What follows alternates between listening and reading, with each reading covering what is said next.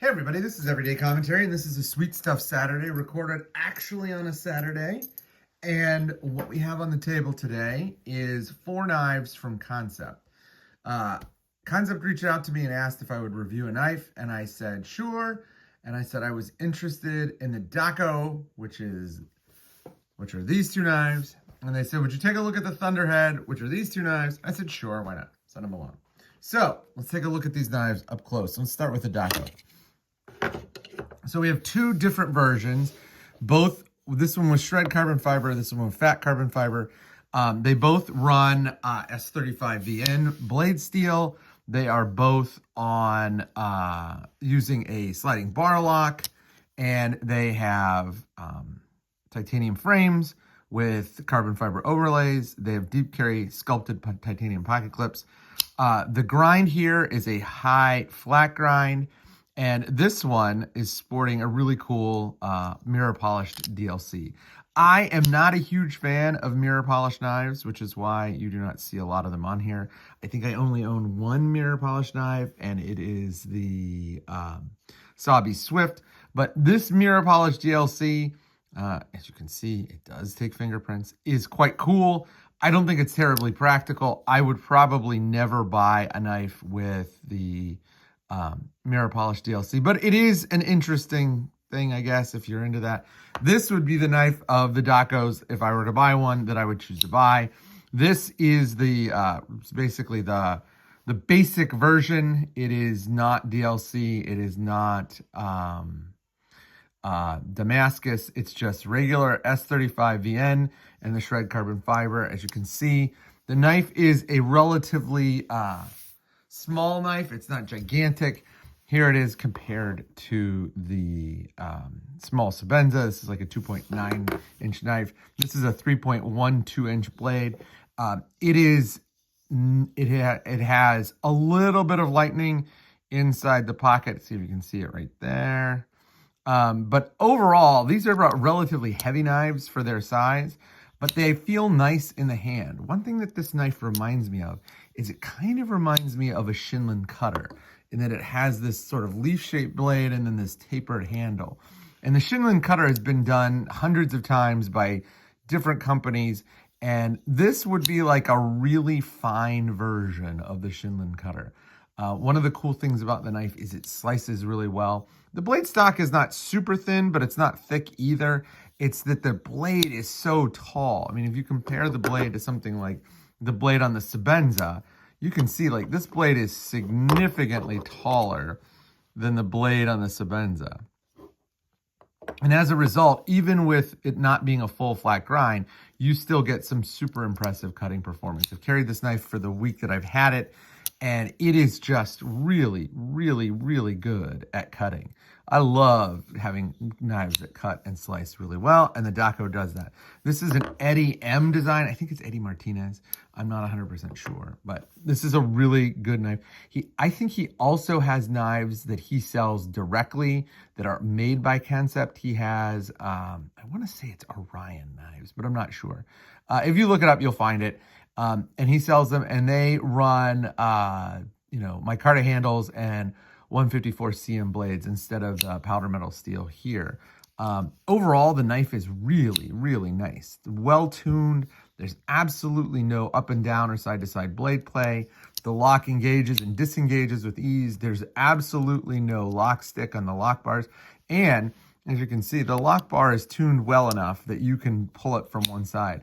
Some of the early sliding bar locks from Benchmade, if you did this, the lock would get cattywampus and sort of go off at a diagonal inside the little path or the housing here. But the Dako is just super well tuned. You know, it's easy coin flip. Boom, pops it out. Really good. The clip is nice. It stays out of the way. It is a little swoopy and a little pokey here, but nothing too bad.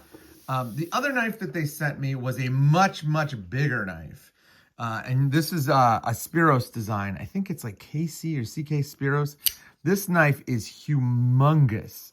Even though it is just a 3.58 inch blade, it feels way, way bigger. It is just giant. It feels pretty good in the hand. I'm going to admit, like if you have this much handle real estate and you screw up the handle, something's wrong. But like you can choke up thanks to a forward choil, and you could go sort of lean back. The thumb ramp works nice. It sort of matches your thumb almost exactly. This also runs S35VN blade. The fancy version that they sent me, this one has the fat carbon insert, and it has the Damascus blade. The Damascus is based on 10CR, and I forget what the contrasting steel is. But these knives are humongous. They just feel gigantic. I don't know why, but they feel big even for the blade size. I think one of the things that you're going to look at and see is that there's about a 1/4 inch beyond, and let's compare this to like this knife, where the end of the blade is basically, a 1/16 of an inch from the end of the handle. Here you have a much larger portion of the handle that's housing the blade. The other thing that's weird about this knife is this is not a stamped pocket clip. And I don't mind having non-stamped pocket clips, but this one moves an awful lot. Like a lot. That's kind of weird. The knife itself, I'm going to say this right out the front gate. I find this knife to be ugly. I think it's just sort of it's like I don't know.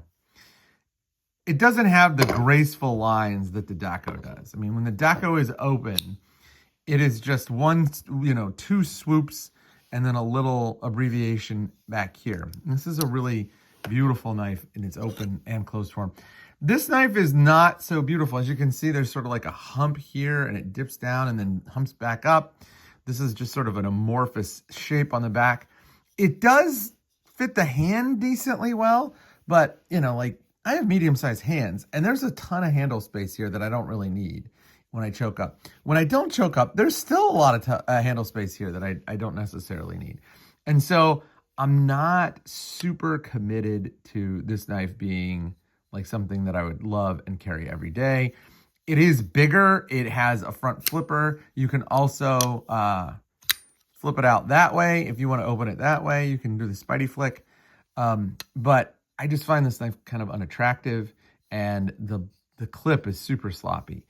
In terms of the blade itself, it's an inset liner lock.